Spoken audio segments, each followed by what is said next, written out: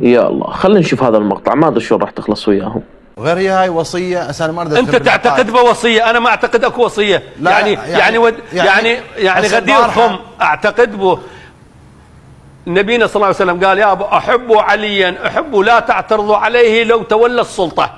هذا معناه عندي، وبالتالي عليا كان رابع الخلفاء وبويع. حسب شيعيا من كنت مولاه فهذا مولاه شنو يعني مولاه في اللغه العربيه؟ معناته من كنت حبيبه. اللهم والي من والاه وعادي من عاداه وانصر من نصره واخذل من خذله. صحيح، كلتنا نأيد الامام علي والناصر، لكنه نعتقد بالخليفه الرابع وليس الخليفه الاول. فاذا كان الخليفه الرابع تقام له مناسبة، إذن من باب أولى أن يكون لاستلام الأمة السلطة بعد النبوة هي الأولى. يعني شلون؟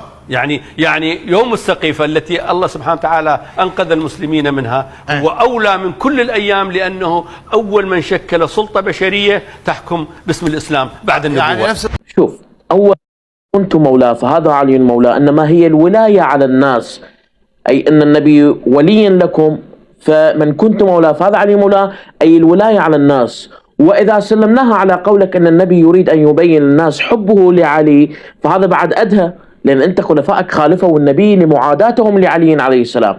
وإن حادثة الغدير عند السنة والشيعة لا خلاف بين ذلك أبدا. عندما نصب رسول الله صلى الله عليه وآله الإمام علي وليا على الناس، قال النبي: ألست أولى بالمؤمنين من أنفسهم؟ قالوا بلى. قال: من كنت مولاه فهذا علي مولاه، حتى أبان بياض الطيهما، أي أن جميعكم بما في عمر وأبو بكر وعثمان وكل هالشلة اللي كانت موجودة، أن عليا وليا عليكم، وليا عليكم مثل ما أنا ولي عليكم.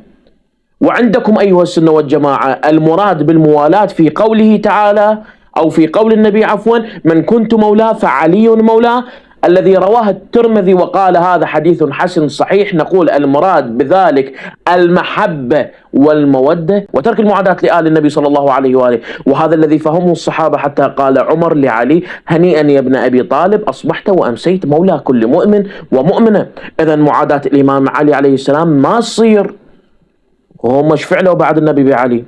بعد أن استشهد النبي صلى الله عليه وآله والإمام يغسل جسد النبي، هم ملتهين ينصبون خليفة بكيفهم. لعد النبي بحجة الوداع ايش حكى وياكم؟ وقال: من كنت مولاه فهذا علي مولاه.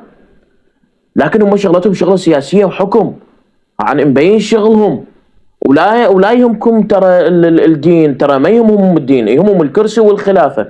حتى هذا اللي قاعد يسولف يهمه السياسة، المهم جيبه يحكي يسولف يموتون على السياسة، أهم شيء عندهم الكرسي، يا دين يا إسلام. وكل هذا حضرة جنابه يريد يسوي عيد للسقيفة. هو من بالسقيفة؟ خيرهم كان يتداوى بماء الرجال، خيرهم. حتى حديث من كنت مولاه فعلي مولاه، ومعناه هل الحديث الغدير صحيح عند السنة؟ نعم، يعتقد أهل السنة والجماعة بصحة الحديث الذي رواها مسلم وأحمد، وصححه العديد من علماء الحديث أمثال الذهبي وابن حجر والألباني وغيرهم، ويدللون بالحديث على فضل علي بن أبي طالب بصفته أحد آل بيت النبي محمد صلى الله عليه وآله. وعلى هذا الكلام أن الحديث يؤكد أحقية علي بن أبي طالب بالخلافة. شباب شو نسوي لكم؟ وهذا مو تفصيل اللي جاي شرحه، هاي بعض النقاط، ولكن إذا فتحنا التاريخ راح تشوفون عجائب أكثر. يا أخي كافي والله، فعلا أنه عيد الغدير أصبح الميزان بين أولاد الحلال وأولاد الحرام.